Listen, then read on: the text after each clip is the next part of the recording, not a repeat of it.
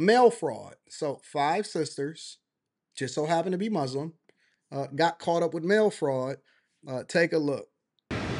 Well, Mary, the sisters are facing decades in prison, each charged with 25 counts, including mail fraud and conspiracy to commit mail fraud. Each of those counts carries a maximum penalty of up to 20 years in prison and a $250,000 fine. Our cameras captured some of the defendants leaving court today. And they all dress the same too. They all got the same. Investigators say the sisters They all got the same outfit on. So this just tells you that it's not just black people that's out here doing some of these horrendous crimes. Let me just continue to play it, and then we're going to revisit this in a second. sisters would make online purchases shipped to them through FedEx, then request a return. They would then pretend to return the items using self-service kiosks at the post office to scan the return label, which would then get the refund issued, but then not actually return the merchandise. Then they would go ahead and turn around and return the merchandise in person at a brick and mortar store, getting a second fraudulent return. Listen, let me show you something. You see it where it says self-service, not the one at the top, one that's right above the machine, right? It says self-service right there above the machine, okay? That's a camera. Let me say that for you again. When you walk into the post office, there's cameras everywhere.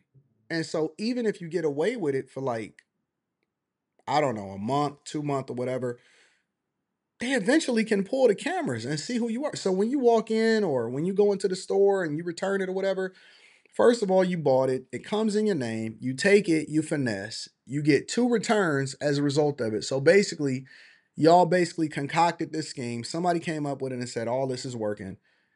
And then you went out and you got finesse. Now, here's the thing about it. Here's why the charges is going to be so trumped up. Because not only is it mail fraud, when it becomes mail fraud or when it becomes federal is when you start using the United States mail service to commit the fraud. And so they give you a return label and then you send it, you act like you send it back. You scan it in the mail or you never actually drop it inside of the mail. And then you take it back to the regular store. And that's how you double it back. And you did it for over $1 million. So y'all got over $1 million as a result of this. And you thought that you was going to get away with it. And you was just going to do it forever. And it wasn't going to be no thing. You did this over a period of years. And you thought that you was going to just get away with it. And this is why it starts to cost so much. This is why it messes it up for everybody. This is why retailers, brick and mortar stores in a lot of these places, they're starting to close because everywhere you look and everywhere you turn is somebody trying to finesse. And they're not just black. It's not just in the hood. It's everywhere. And so in today's time where you have cameras everywhere, even look, you can't even do regular crime the same. Let's say, for example, you got an op. Oh, okay, yeah, man, he was talking stuff. All right, we're gonna go over there. Man, they can basically tie your cell phone signal and ping it off of the towers. That's how Fannie Willis got caught. That's how they knew that Nathan Wade, the other prosecutor that she was finessing the state out of in order to bust her down, that's how they knew that he was over her house. Because they said, listen, not only was we able to document and record and see how many times you was texting and sending messages and talking on the phone and for how long, but we also could see exactly where your position was based off of how your cell phone pinged off of the towers. And we could see you on the street cameras. And we can align that with the different cameras. And when the cops pull you over, they had the camera on their vest. And when you went over into the store, we could see you on camera. We just looked at a story on about the dude over in New York. And the way that they caught him not was based off of the sketch, but it was based off of the cameras. It's ring cameras on residential streets. You're literally hamstrung from doing anything almost now at this time. Really, it's not even a matter of whether or not the police can catch you, it's whether or not they got the resources to catch you soon enough before you go over and you do something different, or whether it's worth it and they got other things to whether or not they can catch you with. We don't have a technology problem here inside the United States of America. We have a timeliness problem as far as people actually doing the things to catch them. This y'all so dumb. And then if you get away with it once, I was scrolling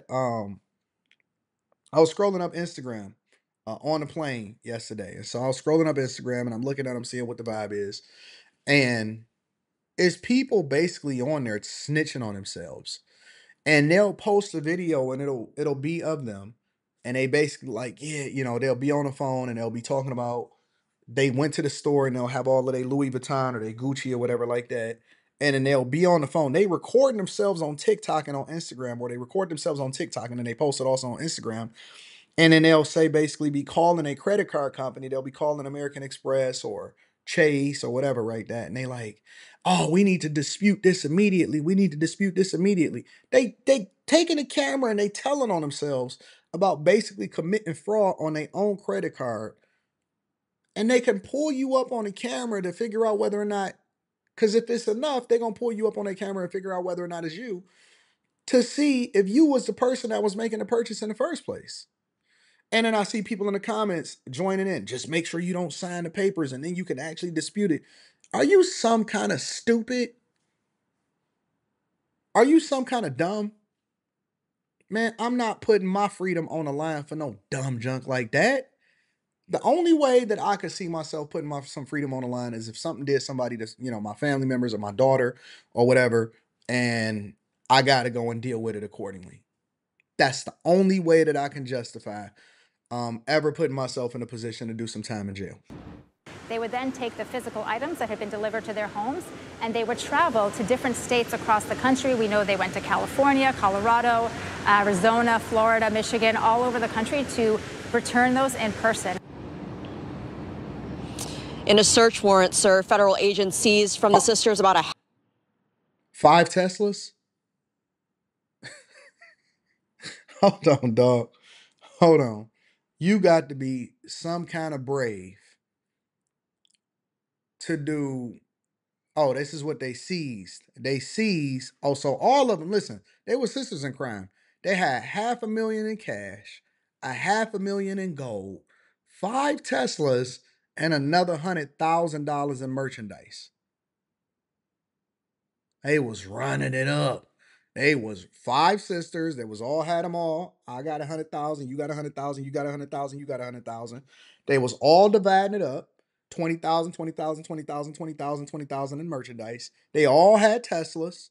And they all was getting to that bag. Jesus Christ. $500,000 in cash, about $500,000 worth of gold jewelry, 5 Teslas, and over $100,000 in merchandise from the victim retailer, which is not named in court documents, but we're told all of the items are activewear from the same retailer. Now, 4 of the 5 sisters appeared in federal court. Chances is it's like a Lululemon or a Nike. But let's continue. Pleading not guilty to the charges. They were released home on the promise that they would return to future court dates. And they hold on.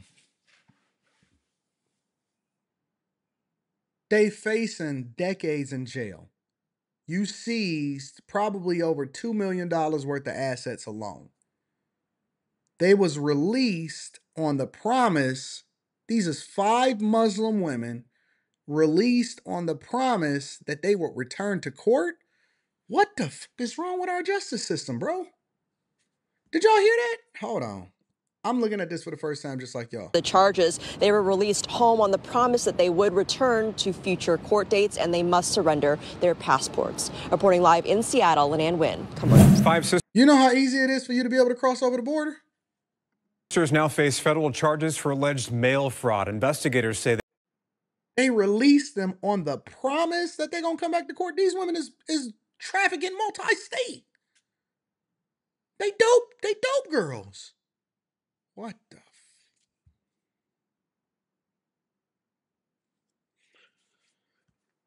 they made more than $1 million in fraudulent returns.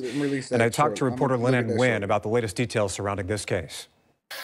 All right, Leanne Wynn, thank you for joining us to talk about this story that you've been working on today. And, these are some really serious charges against these 5 sisters, more than $1 million stolen. What's kind of the backstory here?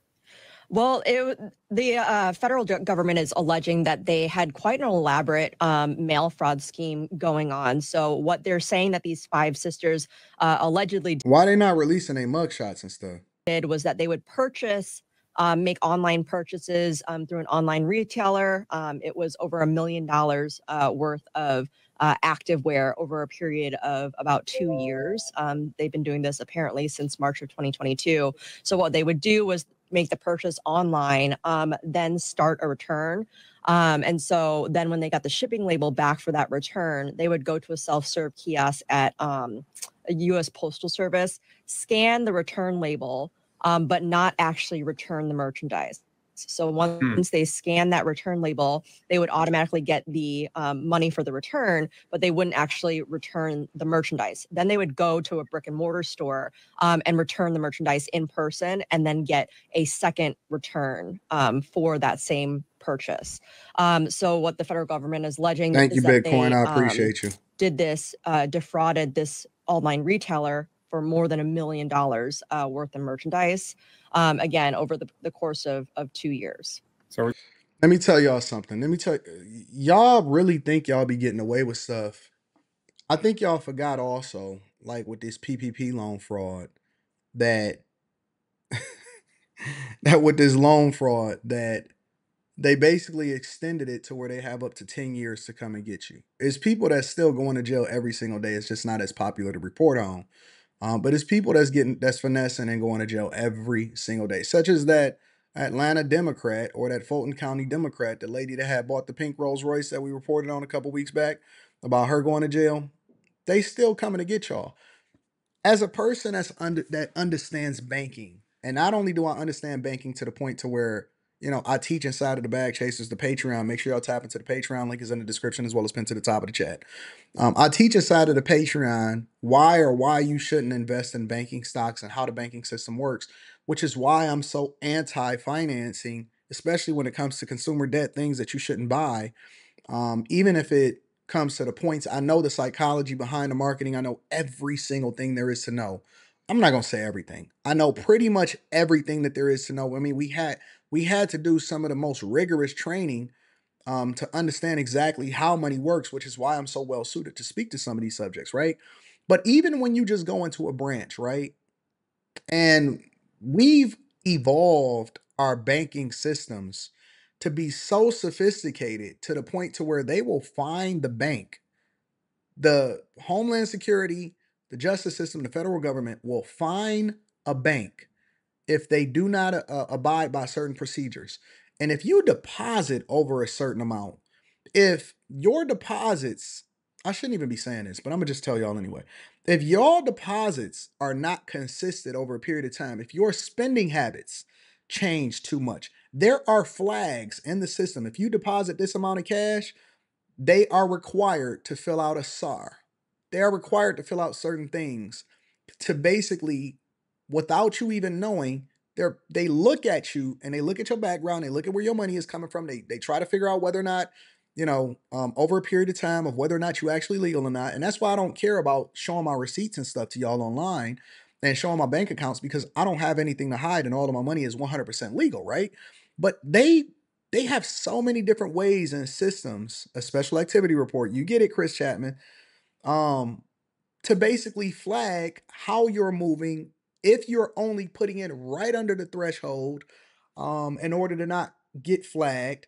If you were withdraw a certain amount of money that's outside of what's normal, and it's so many different ways and systems for them to be able to identify you, red flag you, and then add you to a specific special list of people to look at if you are operating doing suspicious activity. So when y'all have these transactions coming through, or you doing certain retail purchases, or all of that stuff, you think that you just so smart. You think you really beating the system. You think you really washing the money. They know what you doing, fam. They know what you, man, listen, I used to get emails every single day. Hey, this is happening, pull this out, whatever, so on and so forth. Y'all have no clue. No clue whatsoever. And it's not even the banks that's requiring it. It's the federal government that is requiring banks to operate a certain way in order to. I shouldn't even be having this conversation with y'all. I should really, really just keep it moving, not even be talking to y'all about this, but I know too much. I've seen too much. I know too much. So when I give y'all advice, or I break it down inside of the Patreon, or I talk about investing and then I add in a caveat based off of what it is that I've seen, how I understand for the profitability aspect of it to work, investments, whatever. I know too much to not be able to get rich, which is one of the reasons why I'm such an advocate for you guys to make a better decision, especially even when it come on a fundamental level, to not even participate in crime at all. Don't do it. Listen, man. I did a video the other day, and I'm gonna move over into the next subject. I did the video the other day, and I was telling y'all, listen, operate above board, don't take shortcuts, especially when it comes to your finances.